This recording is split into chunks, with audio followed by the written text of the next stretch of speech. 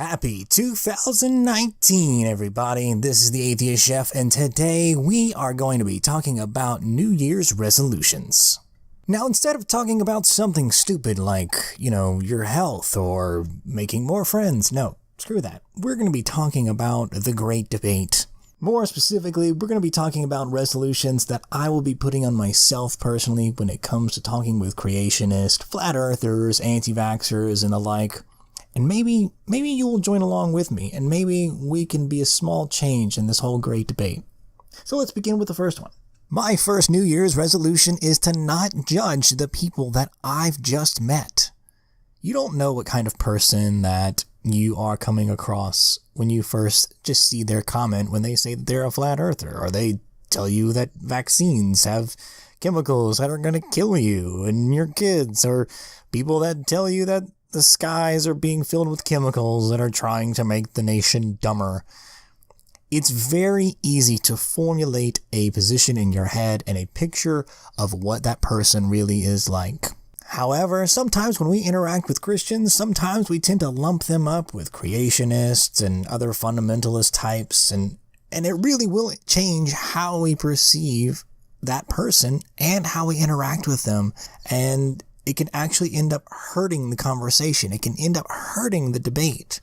So I personally am going to try to go in to the conversation with a blank slate and just not making any judgments until the evidence is there for it. My second New Year's resolution is to treat the person with respect, even if I don't respect their ideas. We are going to come across, again, I'm using the same kind of people, creationists, flat earthers, anti-vaxxers, all those sorts of people that we are just not going to agree with, and it's very hard to want to respect them as people because we immediately want to think that they are so much dumber than us for that reason, and I don't blame you. I have done that myself, and I probably will still immediately feel that way. But I know I will come across people that are much smarter than me, that are going to think that I am that much dumber than them. And I would expect them to respect me. So I'm going to do my part to respect them, even though I don't agree with them. My third New Year's resolution, and the one that I'm probably not going to do that good at, is I will not mock or ridicule a different belief, but explain why I disagree. Now, of course, I will do my best to explain why I disagree, but if you make YouTube videos, if you try to be entertaining, it is really hard to not mock or ridicule to some extent. So I think maybe I could just make the stipulation that I will at least, if I'm going to mock them, I will at least explain why. But if somebody can find me a way to be entertaining and not somewhat mocking them, let me know. Because I would love to give it a try. I'm serious. Like, it seems like some of you may be going, yeah, that should be pretty obvious. It's really hard to not mock them, especially when you deal with some really bizarre people. But anyways, it's a resolution, not a guarantee. My fourth resolution is that I will not raise my voice and I will not yell in all caps to someone I disagree with. It reminds me of a quote that I had read once. Actually, it was from a video game. I've never heard it before, but it says, "Raise your words, not your voice. It is rain that grows flowers, and not thunder." And I thought that was really interesting, really cool.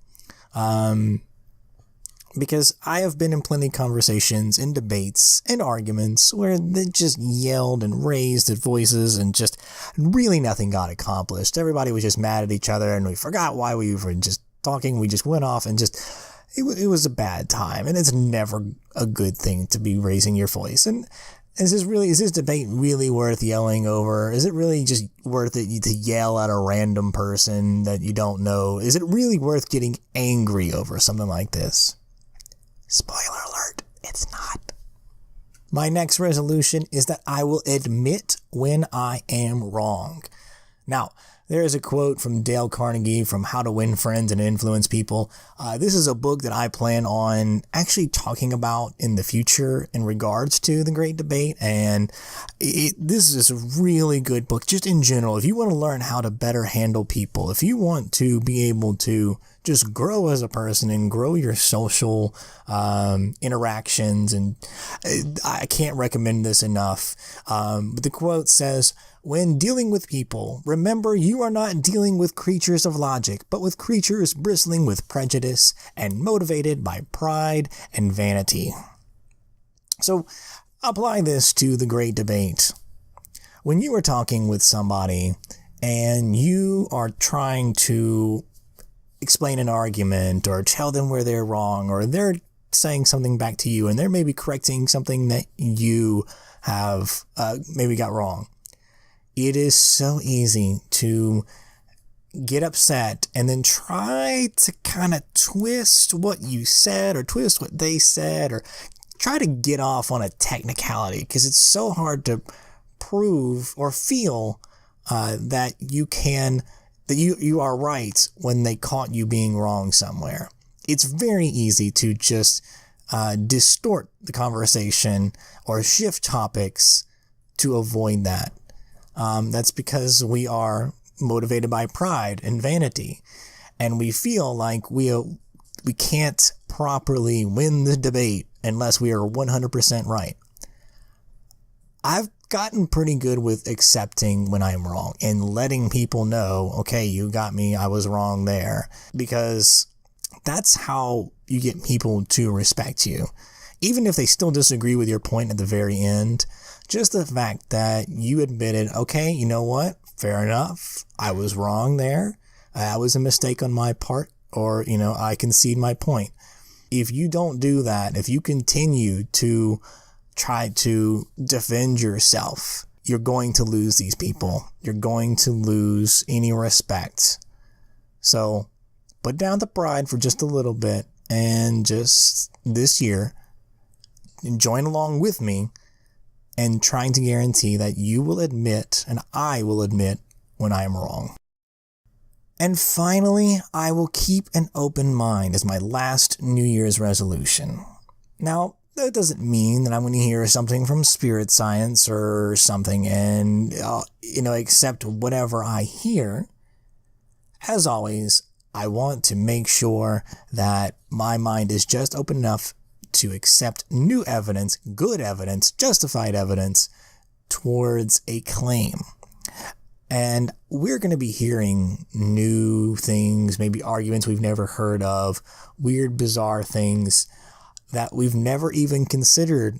And I have to be ready to push myself, to advance myself. If there's one thing that I've learned from arguing with creationists all the time, is that I don't know jack squat about many fields in science.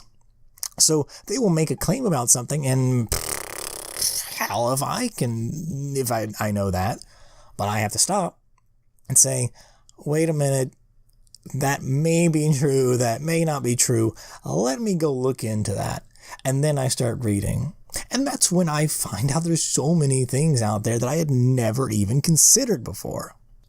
But regardless, I say this in this final resolution because I see so much about Christians and all that saying that we are not open-minded. Now, I don't believe we're not open-minded, but I think we have to make sure that we address when somebody talks about something to let them know that we're open-minded about that. And the reason why we don't want to appear closed-minded is because there's already a wall between us and them, and we want to make sure that there's no more walls built into this. It's already difficult as it is to reach them. So do yourself a favor and at least approach the subject in an open-minded way and assure them that you are not just being a douche about it. Oh, and I know I said the other one was going to be the final one, but this one's going to be really quick. Don't waste your time. If you got somebody that you've been having a back and forth with for a while and it's just not working and you just feel like the conversation's going on, just let it go. Just let it go. It's not worth your time. It's not worth the stress. It's not worth the headache. It's not worth wasting your time and the productivity that you could be having of doing other things with your life. Just let it go.